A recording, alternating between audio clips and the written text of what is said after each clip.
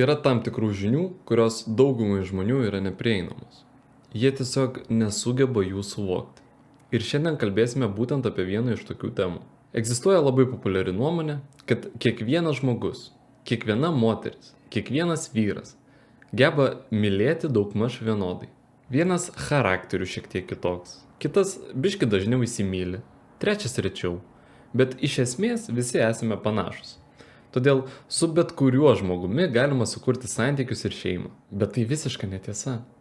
Meilės jausmo stabilumas ir kokybė tarp žmonių skiriasi kardinaliai. Ir dėja, didžioji dauguma žmonių tikrai brandžiai, nuoširdžiai mylėti nėra pajėgus. Nes tai nėra savybė, su kuria gimstame automatiškai. Gebėjimas mylėti pirmiausia kyla iš gyvenimo būdo. Būtent todėl dažnai galima iš anksto numatyti, ar konkreti moteris sugebės išlaikyti normalius šeimyninius santykius. Ar ne? Ir netgi tam tikrą prasme nuspėti, kas jos laukia ateityje. Paminėsiu keletą svarbiausių požymių, į kuriuos verta atkreipti dėmesį. Požymis numeris 1. Darbštumas ir gebėjimas kažką paaukoti dėl kito žmogaus. Kalbu ne apie atkaklų verslo kūrimą, ne apie karjerą, ne apie 3 išmoktas užsienio kalbas, ne apie treniruoklių salę ir tobulą figūrą. Tikriausiai nekartą girdėjote frazę. Pirmiausia karjera, o vat po 30 jau galvosiu apie šeimą ir vaikus. Vien ši frazė parodo, kad santykiai žmogui yra antraeilis dalykas. Kažkas, kas gali trukdyti produktyvumui, efektyvumui ir asmeniniai sėkmiai. Tačiau šie dalykai nėra susiję. Pateiksiu pavyzdį iš savo gyvenimo. Kai jau buvau susiradęs dabartinę moterį, žinau, kad ji taps mano žmona, vieną dieną ji pagamino man maistą. Nebepamenu, ar tai buvo pusryčiai ar vakarienė, bet prisimenu jo žodžius. Ji pasakė, kaip man malonu, kad galiu tau kažką pagaminti ir tavimi pasirūpinti. Aš ilgai laukiau tokios galimybės. Pagalvokite apie tai. Jos motyvas kurti santykius buvo kažką duoti. Norėjosi rūpintis, norėjosi investuoti į kitą žmogų. O kaip viskas atrodo šiandien? Dažnai santykiai primena anketų pildymą pažinčių programėlėje. Tinka, netinka, šitas patinka, šitas nelabai, dėl šito šiek tiek abejoju. Ir viskas. Šiuo metu daugelį žmonių santykiai tapo tiesiog dar viena pramoga. Kaip nueiti į kiną, kaip išvažiuoti į užsienį, kaip apsilankyti atrakcionų parke. Arba tiesiog susirasti naują vaikiną ar merginą ir kurį laiką pabendrauti. Yra unikalus moterų tipas. Jis gana dažnas. Tai įsimylėjimo medžiotojos. Moteris, kuri visą gyvenimą gyveno tik dėl savęs. Į santykius žiūri kaip į investicinį projektą. Kol yra emocijos, viskas puiku. Kol yra drugeliai pilve skraido, viskas tenkina. Tačiau vos tik tas hormoninis pakilimas pradeda blėsti, ji bet kurią akimirką gali nuspręsti išlipti iš tos karuselės. Paprasčiausiai todėl, kad jai tai nebėra naudinga. Ir sunku ją dėl to kaltinti. Ji juk taip galvoja nuoširdžiai. Galbūt ciniškai, galbūt gana šaltai. Tačiau būtent taip ji buvo išauklėta. Taip gyveno daugelį metų. Todėl, kai įsimylėjimo jausmas pradeda silpnėti, o tai neišvengiama kiekvienose ilgalaikiuose santykiuose, ji neturi jokios vidinės priežasties likti. Nes būtent šio jausmo ji ir atėjo ieškoti. O kitai moteriai tai atrodo visiškai natūralus procesas. Nes jis santykius kūrė ne dėl emocinio svaigulio. Štai kur skirtumas. Vienai tai natūrali santykių raida, kitai katastrofa. Ir tada jį pasiema visas savo investicijas ir pradeda ieškoti kažko naujo. Kartais tai primena serialą, kuriam nuolat reikia naujų sezonų. Iš pradžių susipažįstate, įdomu, nauja, nenuspėjama. Po kurio laiko pradeda gyventi kartu. Naujas sezonas prasidėjo. Dar vėliau ten fantazuojate apie vaikus. Pirmą kartą išvykstate atostogauti, patiriate naujų dalykų. Visa tai kursto emocijas mumise. Tačiau kartais net sprendimas kurti šeimą priimamas tik dėl to paties naujo sezono jausmo. Tik dėl dar vienos emocinės dozės. Tarsi važiuotum į Disneylandą. Darai kažką vien dėl emocijos. Ir staiga paaiškėja, kad vietoje Disneylando atsidūrė kasdienėje šeimos realybėje. Kur yra vaikai, kur kasdien po 10 kartų turi keisti sauskelnes. Kur tavo vaikas kasdien kosėja, sloguoja, vemia ar klykia. Kur yra atsakomybė, kur tenka aukotis, kur tenka keltis naktimis, kur reikia spręsti problemas. kur ne visada lieka laiko net normaliam pokalbiui.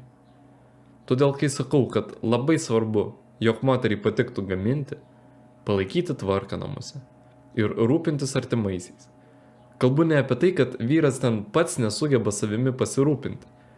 Kalbu apie visai ką kitą. Tai yra tam tikra kasdienė praktika. Pratimai, kurie ugdo žmoguje gebėjimą atiduoti, gebėjimą rūpintis, gebėjimą mylėti. Jeigu mergina sako, maisto gamyba visai ne man, namų ruoša ne man. Problema ne jos pomėgiuose, ne tai, kad gaminti jai nepatinka, bet užtat dažytis patinka, sportuoti patinka. Problema ta, kad dažnai už tokių žodžių slypi žmogus, kuris paprasčiausiai neturi ką atiduoti.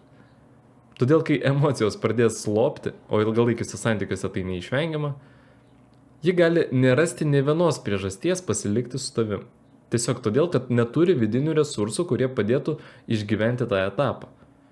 Jie išeis ir didelės tragedijos tame nematys. Toks jos yra gyvenimo principas, toks jos pasaulio suvokimas. Po to bus nauji santykiai.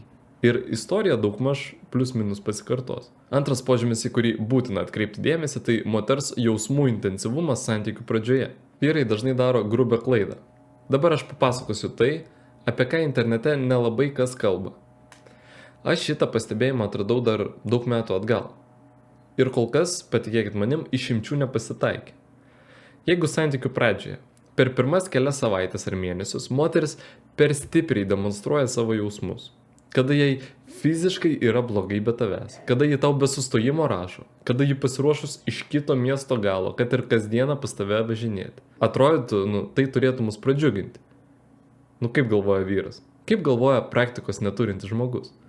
Jis įsivaizduoja tokią liniją, tokią kreivę. Ir jeigu dabar ji mane taip stipriai myli, reiškia tai ilgam. Tai greičiausiai visam gyvenimui. Ji įsimylėjo labai labai labai stipriai.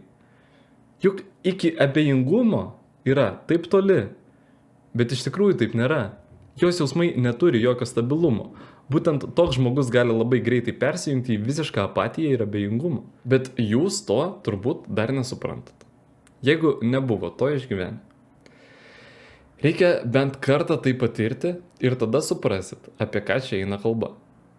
Visose labai geruose santykiuose, šeimyniniuose, juose moteris būna santūrios, suvaldomos. Jums svarbu kreipti dėmesį ne į signalus kažkokius ir požymius, kaip stipriai ji šiai dienai manęs nori, o prognozuoti kokybę tų jausmų, kuriuos žmogus gali patirti. Trečias punktas tai moters buvusių partnerių išskirtinumas ir jų ketinimai. Kažkada praeity pirmas merginos vaikinas turėjo tapti jai paskutiniu. Bent jau santykiai turėjo būti būtent tokie. Galbūt gaudavosi ne visada. Bet ketinimai turi būti aiškus. Šiuolaikinėme pasaulyje viskas yra kardinaliai kitaip. Aš skaičiau daugybę socialinių apklausų tyrimų, kurie aiškiai sako, kad daugelis moterų galvoja, kad keletas santuokų iš esmės nėra jokia problema. Taip jau būna gyvenime. Ir ten pasitaikydavo ir merginos iš universitetų, jaunos. Pagalvokit, ji dar net neturi santykių, bet ji jau iš anksto duoda suprasti, kad kaip kažkokios tragedijos jų to nemato. Reikia suprasti, kad tokiu žmogus negimsta. Kodėl staiga jį nemato tame tragedijos ir daugelis nemato? Gyvenimo būdas. Todėl, kad jau buvo vyrai. Ir jų buvo daug. Bet esminis momentas, net ne tai, kiek jų buvo iš tikrųjų. Tai antraeilis klausimas. Svarbiausias momentas kitas. Egzistuoja moters gyvenime taškas, po kurio grįžti atgal jau nebeįmanoma. Ir tai yra seksas be rimtų intencijų. Dėl malonumo. Čia kalba eina ir apie laisvus santykius, romanus ir panašias istorijas.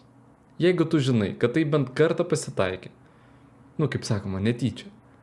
Žinok, tai ne netyčia, o tikslinga malonumo paieška per asmeninį vyro gyvenimą. Ir grįžti atgal į normalų santykių matymą, šeimos orientyrą jau praktiškai neįmanoma. Ir moteris bus priversta visada ieškoti nuotykių santykiuose.